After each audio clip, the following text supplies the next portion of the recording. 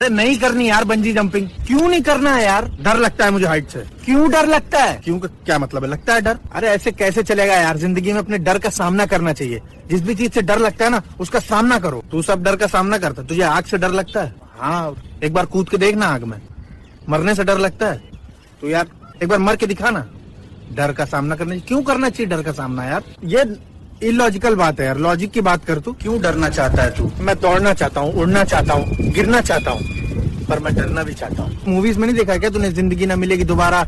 और तमाम मूवीज है जिसमें करते हैं फिर उनको कितना अच्छा लगता है। रियलाइजेशन मूवी में करते होंगे यार। वो मूवी है, लाखों करोड़ों रुपए मिलते हैं। मुझे मिलेंगे ना माउंट एवरेस्ट से नंगा कूद जाऊंगा। मूवी की बात अलग है। अभी की बात करो। अभी तो पैसे दे के करना है ना। डर के आगे जीत है। अरे होगी जीत बे डर के आगे। मुझे जाना ही नहीं डर के आगे।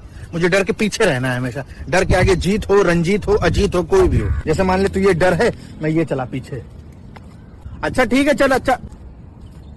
अच्छा ठीक है वापस चल रहे हैं होटल।